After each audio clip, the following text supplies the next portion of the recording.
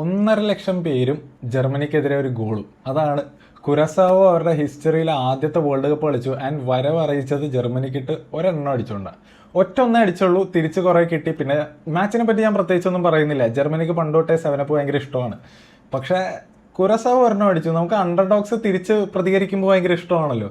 അതായത് Germany easily walk in the park ആയിരിക്കും എന്ന് വിചാരിച്ച മാച്ച് വളരെ കുറച്ച് നേരത്തേക്ക് കുരസാവോ ഒരു ഫൈറ്റ് ഇട്ടു. കാണാൻ നല്ല രസമുണ്ടായി, എൻജോയ് ചെയ്തു. പിന്നെ ഈ കൺട്രീനെ പറ്റി പറയുകയാണെങ്കിൽ ഇവരൊരു ഇൻഡിപെൻഡൻറ്റ് നേഷൻ പോലും അല്ല. നിങ്ങളെല്ലാവരും കേട്ടിട്ടുണ്ടാവും, വേൾഡ് കപ്പ് ഹിസ്റ്ററിയിലെ ഏറ്റവും ചെറിയ നേഷനാണ് കുരസാവോ. ആൻഡ് ഇതിനു മുമ്പ് ഈ റെക്കോർഡ് ഹോൾഡ് ചെയ്തത് ഐസ്ലാൻഡാണ്. അവർക്ക് 3.5 ലക്ഷത്തോളം പോപ്പുലേഷൻ ഉണ്ടായി അവർ വേൾഡ് കപ്പിന് എൻട്രി ചെയ്യുന്ന നേരത്ത്. കുരസാവോയുടെ ആകെയുള്ള പോപ്പുലേഷൻ 1.55 lakh പീപ്പിൾ, അത്രേ ഉള്ളൂ. ഇതൊരു ചെറിയ ഐലൻഡ് നേഷനാണ്, വെനസ്വേലയ്ക്ക് അടുത്ത്. ആൻഡ് കിങ്ഡം ഓഫ് നെതർലാൻഡ്സ്, അതായത് നെതർലാൻഡ്സിന്റെ അടിയിൽ വരുന്ന ഒരു നേഷനാണ്. 2011 ഇവരുടെ ആദ്യമായിട്ടൊരു ഫുട്ബോളിംഗ് ടീം വരുന്നത്.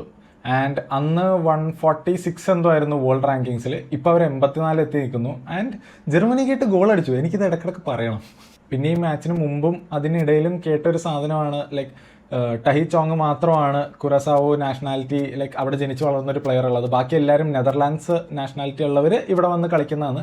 പക്ഷെ ഒരു ഇൻട്രസ്റ്റിംഗ് ഫാക്ട് എന്താണെന്ന് വെച്ച് കഴിഞ്ഞാൽ, നെതർലാൻഡ്സിൽ കളിക്കുന്ന കുറേ ഈ സുരിനാമീസ്, കരീബിയൻ ഡിസെൻഡൻസ് ഉള്ള പ്ലെയേഴ്സ് ഉണ്ട്.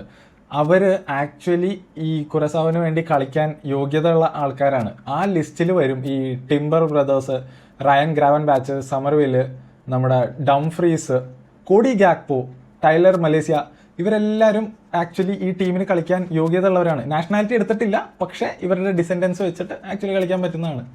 ഫ്യൂച്ചറിൽ ഈ ടീം കയറി വരും, കാരണം നെതർലാൻഡ്സിൽ ചാൻസ് കിട്ടാത്ത കുറേ പ്ലെയേഴ്സ് പയ്യെ ഇങ്ങോട്ട് മാറാൻ തുടങ്ങും. ആൻഡ് ഇങ്ങനെയാണ് ഇവർ കളിക്കുന്നതെങ്കിൽ രസമായിരിക്കും. ലൈക്ക് കുറച്ച് നാളിൽ മേ ബി 2 or 3 വേൾഡ് കപ്സിൽ ഇവർ നെതർലാൻഡ്സ് പോലെ തന്നെ ഒരു ടീമായിട്ട് തന്നെ വരട്ടെ എന്ന് ആഗ്രഹിക്കുന്നു.